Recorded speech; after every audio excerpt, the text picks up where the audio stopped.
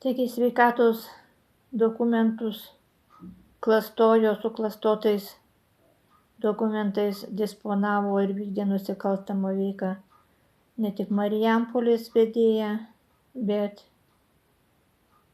tai darė ir dar 3 NDT vedėjai. Tai dabar iš eilės eina Kauno NDT vedėjas Rimvydas Grigaliūnas. Rimvydas Grigaliūnas man nustatė 70% darbingumą iš 2 ligų. Neįskaitė 9 diagnozių, neįtraukė nustatant darbingumą.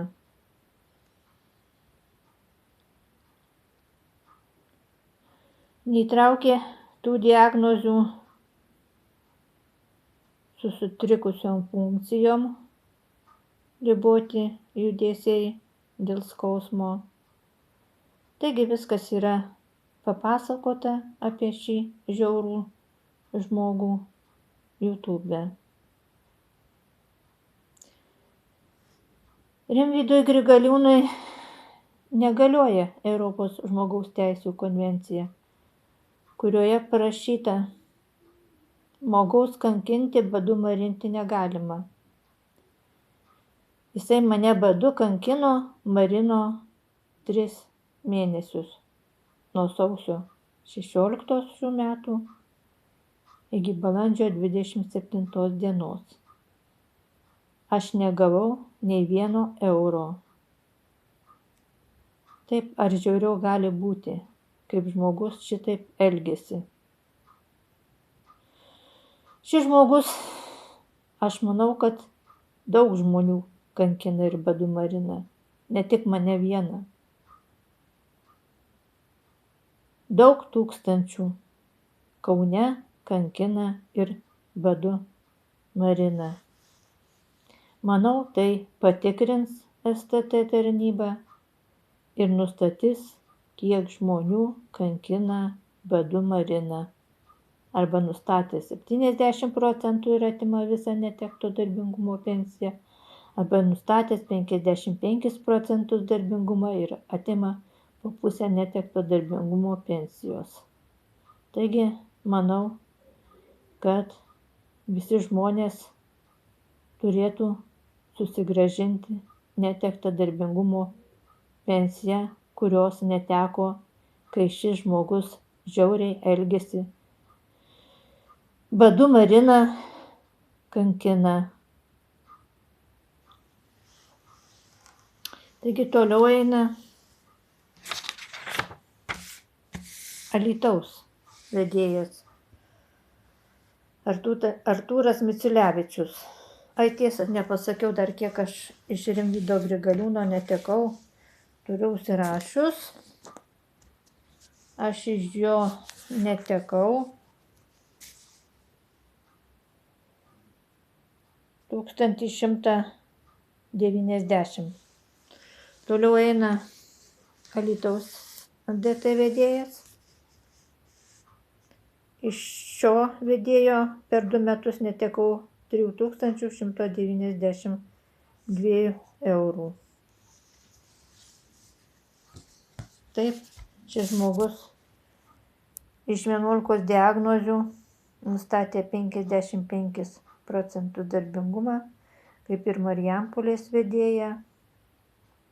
Neįtraukė nustatant darbingumą, sutrikusių funkcijų, riboti judesiai dėl skausmo.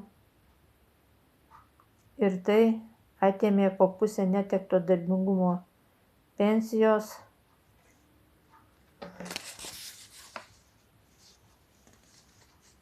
Gavau 133,80, tai po 133,80 negavau 2 metus. Ir iš viso netekau per 2 metus 3192 eurų. Manau, kad tai šiuos pinigus aš susigrąžinsiu ir visi Alytaus gyventojai, kuriems nustatytas 55 procentų darbingumas.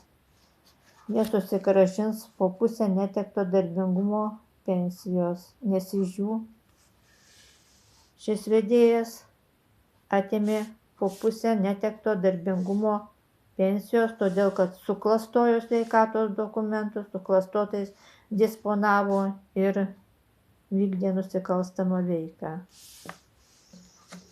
Toliau eina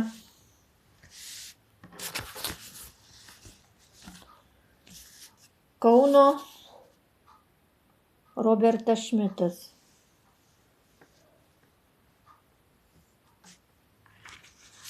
Taip pat Kaune dirba šis žmogus, dar dirba ir Dainavos poliklinikoje, chirurgu. Jisai man nustatė 80 procentų darbingumą. Tai matot, kokie dirba Kaune NDT vedėjai, kokio žiaurumo, galiu pasakyti, vedėjai. Kaip iš daug ligų nustato, vienas nustatė, Grigaliūnas nustatė 70, o Šmitas nustatė 80 procentų darbingą.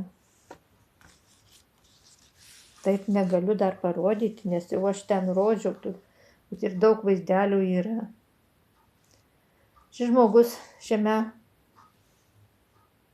lapelyje, čia žinokit, čia recepto lapelis, surašė sveiko žmogaus duomenis.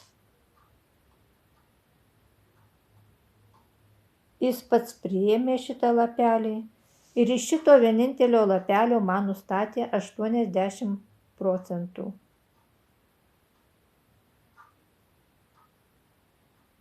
Daugiau jam nieko nereikėjo.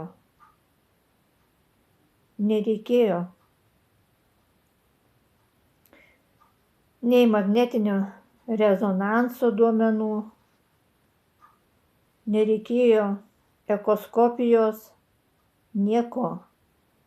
Į savo šio vienintelio suklastoto lapelio,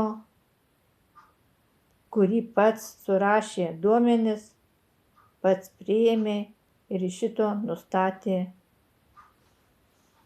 80 procentų.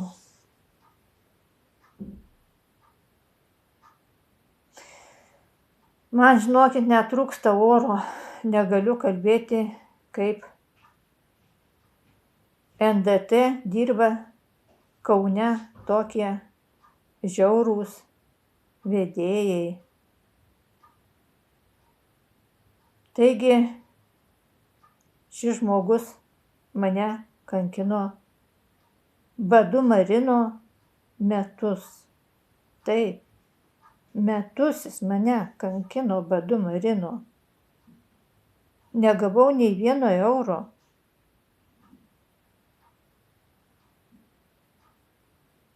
Šiam žmogui tikrai negalioja Europos žmogaus teisių konvencija, kurioje parašyta, kad žmogaus kankinti, badu marinti Lietuvoje negalima.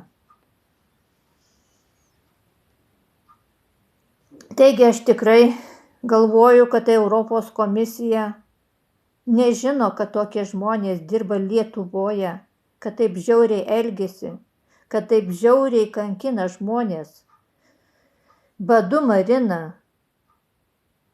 suklastojus dokumentus, suklastotais disponuojant, vykdant nusikalstamą veiką, badu marina. Rimvydas Grigaliūnas 3 mėnesius ir 15 dienų, o Robertas Šmitas metus. Taigi, į šiuos žmonės labai turėtų atkreipti STT tarnyba. Ir nemanau, kad šie žmonės gali toliau dirbti. Ne man spręsti, bet tai turi spręsti STT tarnyba. Jeigu STT tarnyba nieko nedarys, taip, kito kelio nėra. Reiks kreiptis dėl šitų 2 žmonių į Europos žmogaus teisių teismą. Šie žmonės labai daug žmonių, tikiu, kad kankina badu Mariną. Labai daug žmonių. Taigi manau, kad STT išlaisvins iš jų žmonių. Tūkstančius žmonių ir bus sugrąžinti visi pinigai, kurių jie neteko.